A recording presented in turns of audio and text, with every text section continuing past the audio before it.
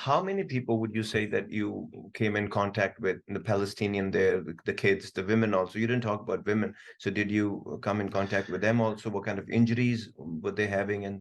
Yeah, so I mean, And old people maybe? yeah, so again, a couple of different things. So again, I mean, obviously they're not just going after men, so everyone is, so again, with all these wounds, I mean, you have people who are coming who are women, children. The one thing that was terrible, like I said, I mean, they're not trying to save anyone. Yeah. So one of the days, like I said, one of the doctors that we were with was an ICU doctor. And so whenever someone came in who had a chance of being saved and going to the ICU, they'd call her down. So one day she goes down to the ER and there's a 5-year-old and a 7-year-old child who had one bullet shot to the head, each of them. And so, the father comes in and, ये तो मेरी बेटी है, ये बस एक ही बेटी है, जो भी आप कर सकते हैं, To save their life. save them, right, kind of deal. So again, so I'm like, kya hua? What happened? How did this happen? And he said, Israel said that they pulled their troops back. So I'm like, yeah, let's see if we have anything left in our house, could have anything for us to go back to or not. So again, we're going back there, and all of a sudden they have snipers who are there just to take out our children. I'm like, that is unbelievable. Yeah, Snipers killing the kids. Kids, 5-year-old and 7-year-old kid coming in.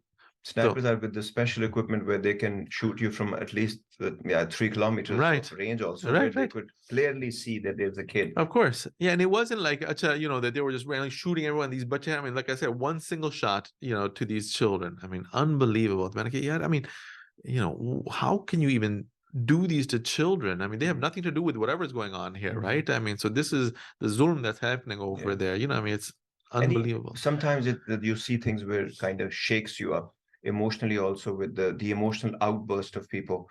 They've been living through this life for a long time Right. now. But were you witness to some of these things also, like you said, this father, and some other occasions also where you saw? Yeah. So again, like when that bomb went off a block away, we were on the way to the hospital. So we get to the hospital, we're actually waiting for the lady from the ICU to come out, and then the ambulance comes, and then there's only one ambulance, and then cars come, because again, they don't have any ambulance service, they don't have anything like that. So people just grab whatever they can and bring them in.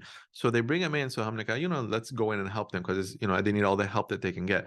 So then there was a room that had, like, just a small room like this. There was 6 people who were part of the bomb. And again, I was working on a lady, probably 30s maybe, kind of, again, doing chest compressions, trying to save her life. Someone had intubated her, this and that.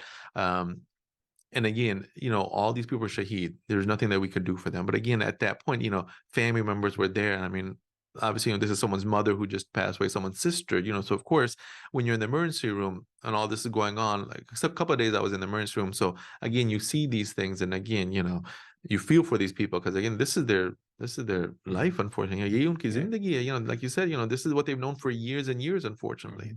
So just for the listeners, those who recently tuned in to Radio Azad to listen to Bol Kilab Azad and Tere, and later on those who are going to watch it, just letting you know that I'm in conversation with Dr. Nimr Ikram, who is our community member from Dallas community, and he's recently visited Gaza a couple of weeks back. So we are trying to get the experience and the feel of it, and we're figuring out a way where we can also help.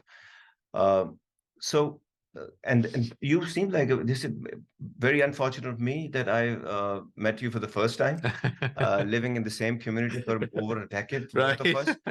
But you seem like a very pleasant person and very happy-go-lucky kind of personality also, with whatever, I don't know, Bhabhi would agree with me or the kids would agree with me or not. But seeing things like that, because I've met a lot of people being in the army, and some people who were directly in action, and seen the miseries of war firsthand and experiencing it also, it changes you.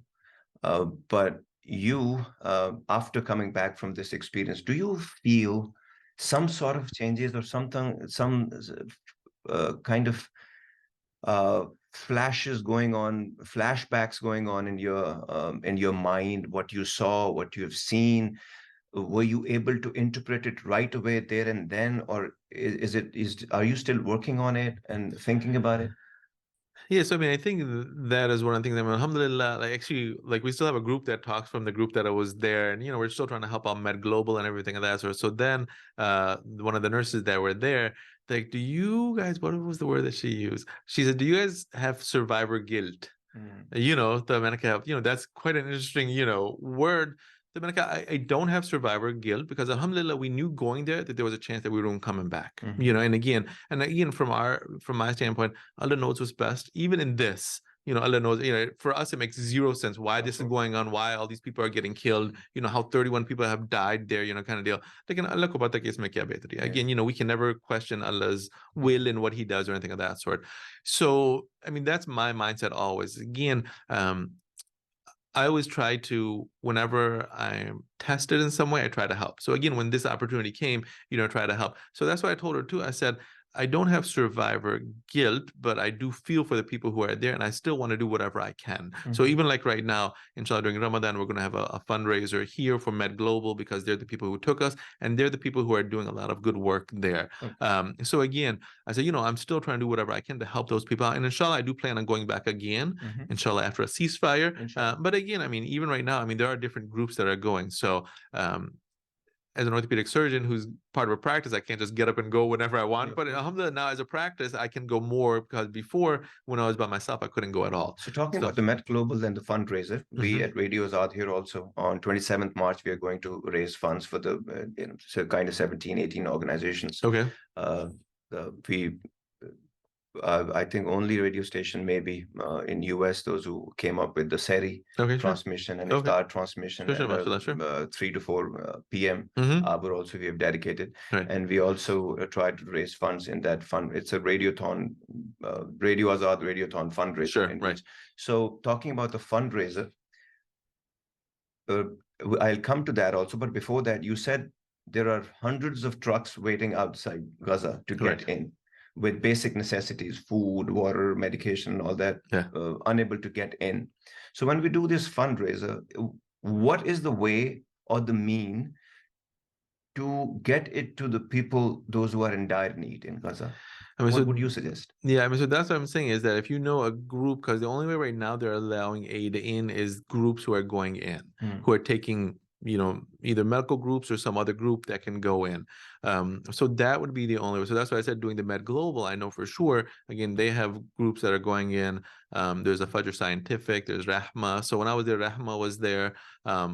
So these people, because again, they meet up in Cairo and they can either buy everything in Cairo or, they get all their supplies in Cairo and then you can take it in there. So that's why, I mean, I don't know which different organizations you're going with, but unless they're actively have a way to get all the supplies in. Well, see, there was trucks standing outside. You guys were going in as a UN mission. Correct. If they were allowing it, Met Global would have already done it and gave you the best possible, aid to get supplies and supplies and aid to get with you guys in Gaza. So if they can't even do it, then what are the other ways and means to get it? Yeah, I mean, I'm not sure because again, the issue is like we actually have to like unload our van, put it on the just Pakistan ready the little trolleys again, filling those things up, pulling that across the border, unloading it there, putting it through their machines to check everything, and even then. Like, some of our orthopedic, hardware, like, what is this? So we had to explain, and then, they let it through. And then finally then you take it out there and then you unload it there. So, I mean, it's not a simple process that you can do, kilos, like you can't get 10 kilos or anything like that. Because again, you have to have the manpower to move it all yourself. So I'm not sure if that is the issue, but yeah, I mean. So in all of your trip, did you happen to have an encounter with an Israeli soldier or troops? No. And so you again, because see them? No. So like I said, because in the South, they were nowhere to be found. So that's why I said, I mean, unfortunately, I think the way they work is that, they try to bomb everything. And then after everything is destroyed, then they come in with the tanks and with the soldiers and things. So in this area, like I said, I mean, every day we heard multiple bombs. And even one day when you talked about, the house, we were driving past and they're like, do you remember this was the house we went back and now it's, and now it's just rubble because this was the house that got hit yesterday. So, so again, I mean, and even if you think about it, just because this one house got bombed, the ones next to it, like you said, have some aftershocks, some, again, you've been in the military, so the structure of the other houses next to it aren't the greatest either. So again, people are scared even staying in that house that one may collapse or something of that sort as well. So So a lot of people in the media, because of social media and digital media, they get very well versed. They think they are very well versed with what's happening in Gaza, because of the videos and pictures and everything. But you, by virtue of being present there Right. and meeting people, having an interaction with them, seeing the whole thing through your own eyes and feeling it, do you have a clear idea what's happening and what do the Israeli troops want and what is the end of this that you can see? I mean, looking at everything that's going on there, like I said, I mean, we see these 1,000 people displaced in these tents. And then, even the tents, there's only like one, porta potty for each 120 people. So again, there's no sanitation, there's no clean water there, there's no medications there. So again, I mean, it just looks like a genocide. They're trying to starve these people out. Like I said, I was in the south, so there was still maybe some food that was coming in, but in the north, there's nothing. So again, you're not letting these foods in, you're not letting aid in. So basically what it looks like is that they're trying to starve these people. I think what they want them to do is they just want all the Palestinians to leave so that they can just take over the land. Right. And then if not there, like I said, if you look at the north, again, even where I was, like I said, when you have these houses that are bombed, things of that sort, the infrastructure there is gone. I mean, even the hospitals, they've taken out the hospitals. The hospital that I was in was one of the better hospitals that were there. And even then, we didn't have proper supplies. We didn't have, proper instrumentation, sanitary wise, they didn't have proper things to clean the instruments that we were using and things of that sort. So pretty much what they're trying to do is they're trying to ruin all, deplete all the infrastructure so that everyone either leaves and they can just take over, or everyone's just going to die from not having food, from having malnutrition, from having diseases, and they're going to wipe them out. It feels like they're going to get away with it. That's what's crazy. In this day and age where the whole world is watching and standing up against it also in some way or the other. Right. But still they are getting it done on daily basis and there are daily people being killed and injured and everything. Right. So like I said, it's surreal. I mean, it's unfathomable. I can't believe in this day and age that this can be going on. And like you said, because of social media, we're actually watching a genocide in front of our eyes go on, and the world's allowing it. Yeah. It's like they think that they're going to leave this place. Exactly the example that came to my mind is the guests are really, really willing and wanting and do everything to get the owners of the house out of the house. Right. That's how it all happened. Exactly. They were the ones, those who welcomed them in, and now they want to throw them out of their own home. Exactly. So that's how the whole thing is. Yeah. To put it in very simple words. Yeah. Yeah. So, and again, I mean, the people there, I mean, there are some people who are like, if I get a chance to leave, I'll go. But a majority of them, like, this is my land. One of the surgeons who was there, the plastic surgeon there, he actually has a British passport. And so his father is Irish and his mother's Palestinian. And so he studied in Britain. He got all his education in Britain. And when he was there, he actually worked with orthopedic trauma doctors because he said, I know I'm going to go back to Gaza, I know I'm going to go back and help these people. So he was the one who was in El Shafa hospital. He was the last one to leave. And he said, the Israelis, grabbed him. They threw him in, in a dark room for 5-6 days. They brought him out, and they're like, you're not scared. And he's like, what do I have to be scared of? This is my land. This is my home. You should be scared. Yeah. And again, I mean, this is the Palestinian mindset. Yeah. I mean, he's like, I've got a British passport. I can be home right now. From Pakistan, did you not find it strange? Because the first moment, the first chance that we get, we try to get out of the country. Even, we don't have a situation what those people are going through. But still, there must the zeal, the zest, and what would be the right word for it?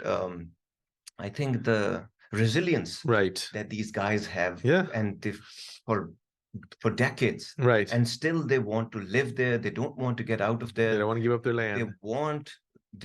I'm sure if the other countries ask them, what do you want, they would still say we want to live here rather than going to any other developed country in the world and have the best of the best, the wants and everything. But still, did you find it strange also?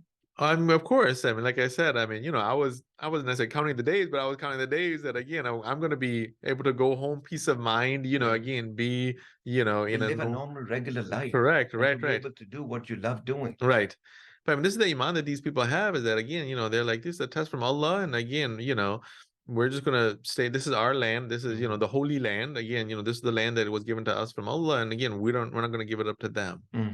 So coming with the experience, with the feel of the field, did you also bring something? I can see the scarf. Did you bring it from Yes, Gaza? so this was from Gaza. Yeah, so Any unfortunately, other souvenirs? yeah, so unfortunately they don't have much to they don't have anything to sell or anything like that. So they do have these, and then the one thing that they do have is that The rocks, yeah, I wish I would have known that I would have brought it. So they either have like a rock or a shell, and they're gifts that they give to shell people. also. Yeah, because again they're on the water, so Yeah. you can get shells from the Yeah. beach and things of that sort. Yeah. So they get shells, and then they write it in Arabic. So someone had given it to me, and it said, "From Gaza with love, despite the pain."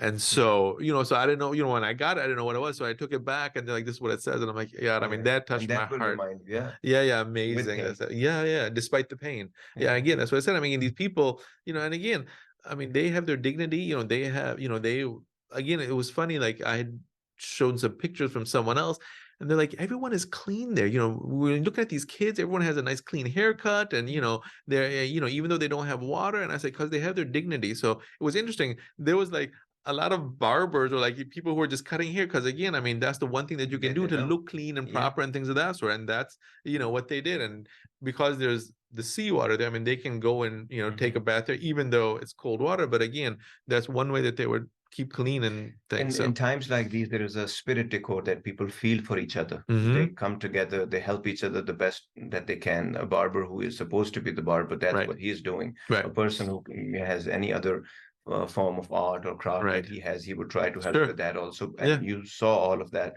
happening, people coming together in unity, in solidarity of people from Gaza. What do you suggest? There will be people who are listening and watching. What do you do you have any message to give it to them with the experience that you came from? And it can be a psychological thing also, it can be physical thing also. Yeah, I mean, so obviously, I mean, the most important thing is, dua. Again, I mean, Allah knows what's best for this. So again, बस उनके लिए दुआ कीजिए कि, जो उनके लिए अच्छा है, अल्लाह वो ये करे. Demand an immediate ceasefire. That's first and foremost. Yeah. Because again, I mean, this killing has to stop. And so for that, we have to call upon or write to our senators, congressmen, as much as we can, right? That we can. The president, all that kind of stuff, whatever we can keep on doing that. If there's protests, still participate with that. I mean, don't get fatigue. Again, those people are dying there, and we've protested a lot in the beginning, and now those things are kind of going down a little bit. So again, whatever we can do to still do that. Afterward, there's a lot of rebuilding that needs to be done. So right now, I think they're letting medical groups in. So again, there are multiple medical groups that are going. So if you are a physician or a nurse or any kind of medical field, they are allowing people in. So if they want, they can contact me, and I can give them the contact for Med Globe or some of the other teams that are going in. But afterward, there's going to be a lot of rebuilding that needs to be done. So I said, people who are architects and IT and telecommunication, all those things, because everything. I mean, there's no internet there, there's no Wi-Fi, there's no anything there anymore, really. So they've destroyed all that stuff. And then, like you said, obviously, donating however you can. You guys having your fundraiser, inshallah, we're having our own fundraisers. The question is just trying to figure out who can actually get the stuff into Gaza right now. I mean, inshallah, once there's a ceasefire, then they'll open up more so and be able to go in. Meet some people from United Nations also, and before you were leaving, then you were briefed and things like that. Did you see a glimpse, or like there is going to be a ceasefire soon? Can when you're drowning, you just lay your hands on anything and you feel like there must be an end to this. I mean, there has to be an end. Yeah, there has to be an end to this. I mean, like I said, I mean, I think the one plus is that now the U.S. I mean, Kamala Harris says she's demanding a ceasefire. Biden is at least is talking about doing because building the port. Now, so of course. They didn't realize all right. And now again with Michigan, one of the biggest things is Michigan is like 100,000 plus voters saying we're not voting for you, and that got them scared, and they're like, okay, now let's try to change our ways. All over US, right? All over US, because now this is the TikTok, social media, Instagram, Facebook, digital media time. People saw what they saw for the first time, and they converted it. It changed their heart for the first time. So now they're coming. Even Muslims, Christians, even Jews. Absolutely, even Jews, they're saying this isn't right. This shouldn't be happening. And we went through a Holocaust, and that's what this is now. I mean, even the Jews are saying that.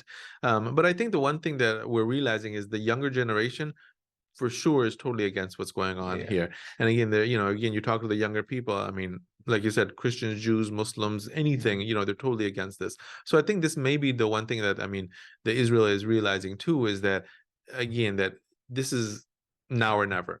Because again, I mean, like I said, we either take it now or else the next generation isn't going to support what we're doing and, all this kind of stuff. Because right now, like you said, we have a free will to do what we want and no one's really saying much. So I think, inshallah, going forward, the younger generation will totally be against all this. But, we have to get through this to get to the next generation, inshallah. So normally what happens is towards the end of the show, I always try to sum up with what I've learned and what I want to convey. There should be always a take home message from the show also. But today I want you to do this for me. This has happened for the first time in 15, 16 years.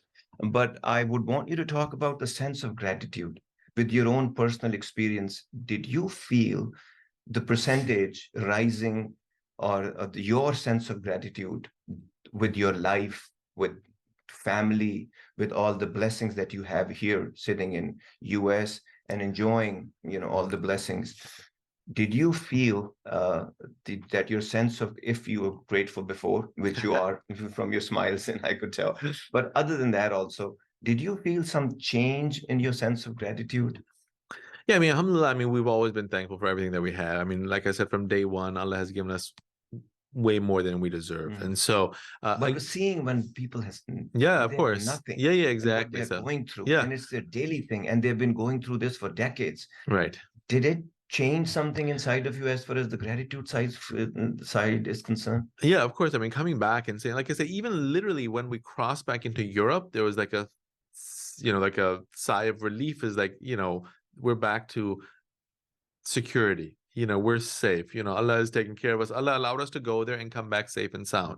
And so, and again, even now, like I said, even again, when I went there initially, I was going to not tell anyone, obviously the family, but other than that, but I said, my trip I'll do my come back trip, let no one know. But the problem is then when we were there, they were all like, you need to let the world know what's going on here. So again, that's why I'm doing this interview. That's what, exactly right. So again, I mean, and that's, again, so I've done multiple mission trips. So again, every time, I do realize that, again, alhamdulillah, we've been blessed so much. I try to teach the kids this, I try to teach the wife this again. But the kids, they do understand that? Somewhat. Again, I mean, I mean, I need to take them on a trip. Again, that's the thing, is that they need to actually go to these places again to see that. So any kind of trip that you can do, even like this Habitat for Humanity, they'll go to Africa and build houses and stuff like that. Anything that, I mean, again, we need to take our kids, because alhamdulillah, our kids are, they've got the best of the best. Whenever they want something, they can get it. They have, sometimes I do see the false sense of entitlement also. Right. Yeah, exactly. Right. I mean, I think Pakistan maybe had too. Again, I mean, When Pakistan. we were growing up, we also were kind of ungrateful. We didn't know what's happening in Kashmir. We didn't know what's happening in Palestine. So small little thing that was happening in Pakistan seemed a big deal for us. Right. And we were not grateful. And our parents used to tell us that there was this time when we used to do this, and that's how we used to walk around. There was no car. I mean, our parents, my parents were like before in India. They were born in India, and they're 47, so they care, we realized. Right. But these kids, with what they have, we never had all this. Right. But with this, what they have, I think if they become more grateful, and then what the world has to offer to them, if it's coming from the gratitude side of it, I think they can do wonders. They can be much better than us, and they can be more beneficial. Yeah, absolutely. So again, I think, from our standpoint, like alhamdulillah, we say every time we get anything, we say alhamdulillah, gratitude is there. But teaching the kids, the next generation about this is definitely the thing that we have to do. Yeah. And so, people around you, do they feel the same way also? The doctor groups and the other people that you are associated with? Yeah. So like I said, even before I started, everyone's like, you're crazy, don't go. I mean, I had like imams and things like, don't go. And I'm like, how can I not go? This is a test from Allah. Again, again, again, you can't just shy away from these things. And a lot of the doctors that, again, they're like, why don't you wait for a ceasefire? Because you're a doctor, you can help. Why not to go? Just because the threat to your life? Correct. So they're like, wait until there's a ceasefire and then go. And I said, Like again, when everybody else will go then. right. Again, even then, like I said, or like, again, I said, they need us now. I'm sure they'll need us after then too. But again, I mean, we have to be there all the time. It's not like just a one-time trip and then, that they're going to be fine. Again, this is something that has to be continuously going. So yeah, so like a lot of the physicians before I went, they're like, you're crazy, don't go, this and that. And I said, no, inshallah, everything will be fine. So alhamdulillah, since I've come back, a lot of people are like, hey, if you've gone, then we can go. And so alhamdulillah, like I said, right now, there's 2 people from Dallas who are there right now. One is an OB doctor, one's an ER physician. Sure. There's another group that's going to be going April 1st. There's another group that's going to be going April 12th. So alhamdulillah, more people from the Dallas area are going. Okay. And inshallah, again, like nationwide too. But again, I'm hoping that because I did go and because they did see that you can go do good work, come back safe and sound, they're like, hey, yeah, we should follow the lead and go ahead and go as well. So that's great. Alhamdulillah. Now, because you have finally, I'm grateful for your time that you took Thank out you for having me. to share with us also. And also, we're grateful that you're sharing your experience and if someone watching this show right now or listening to it, if he or she wants to be in touch, if there are different platforms also, social media platforms, digital media platforms, if they want to be in touch with you, would you want to give your email or a contact number that they can reach you, and then, they can get you on your platform so you can talk to them and help? Yeah, sure, absolutely. So so probably email. Yeah. Yeah. You guys have a private number that you call from? I only have one number, so like I don't know if I want to give that one. The email for sure, right? Not that number. That's what I'm saying. It's always a private number that I receive from my doctor friends also. But any email that you can, if they want to be in touch, if they want to share, their experience or want something that they can help you with, right? Get them to Met Global or in any way for the fundraising. Yeah, I mean, so they can. So the email is Dr. Nimr. It's just drnimr@hotmail.com. Dr. Nimr at hotmail.com. Yes. DRNIMR. Yeah. At hotmail.com. Correct. Okay. And so, because again, I mean, even like other people have reached out to me who are going to be going on future trips, and they're like, hey, what do I expect? You've been there. So again, anyone who has any kind of questions or anything, like I said, how they can help, how they can donate, anything of that sort, feel free to email me. Not an issue there. Perfect. So. It was a pleasure.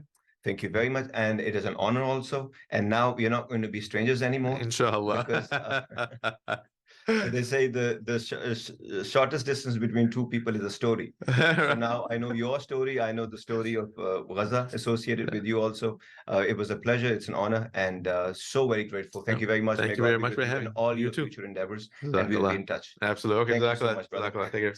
So, ladies and gentlemen, this was Dr. Nimr Ikram. To get the full Radio Azad experience, download the Radio Azad app from the App Store or Google Play and take us with you everywhere.